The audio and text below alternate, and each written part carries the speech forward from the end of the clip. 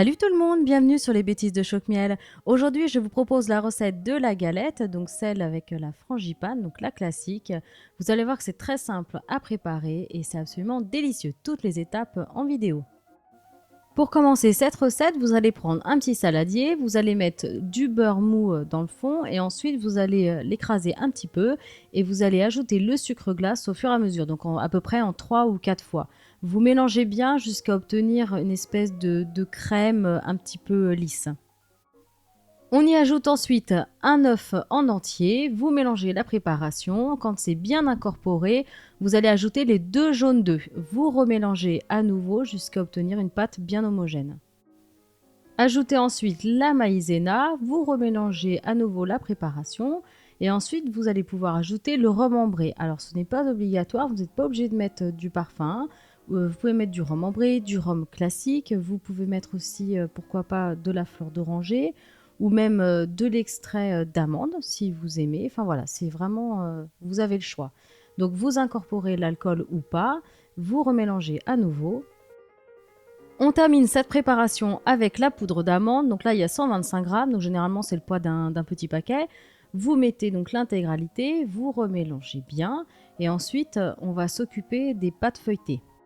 Vous allez prendre une plaque à pâtisserie, vous allez la recouvrir d'une feuille de papier sulfurisée et là vous allez étaler donc une première pâte feuilletée, vous piquez évidemment le fond et ensuite vous allez placer au centre la préparation avec l'amande. Donc vous l'étalez un petit peu, en fait il faut laisser à peu près 1,5 cm, 2 cm sur les côtés. Voilà, tout autour, il faut laisser un petit peu de place. Donc après, vous allez mettre un petit peu d'eau tout autour de la pâte pour pouvoir coller avec la deuxième. Donc voilà, là je suis en train d'étaler la deuxième. Voilà, vous la posez délicatement. Et ensuite, vous allez souder ces pâtes, donc en appuyant tout simplement avec votre index. Voilà, vous les soudez bien. On termine cette recette en badigeonnant le dessus de la galette avec un jaune d'œuf pour dorer après au four. Alors si vraiment vous n'avez pas de pinceau chez vous, vous pouvez utiliser vos petites mimines. Bon, vous les lavez bien. Et c'est moins pratique certes, mais au moins la dorure au four, elle sera là.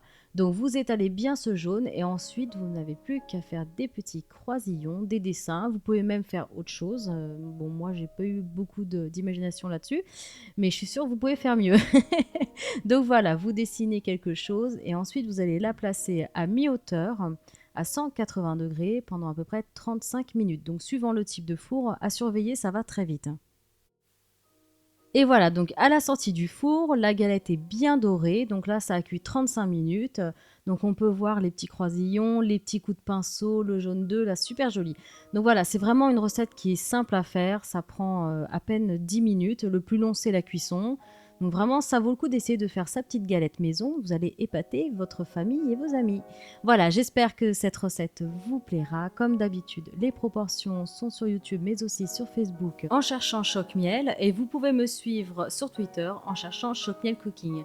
À très bientôt pour de nouvelles vidéos.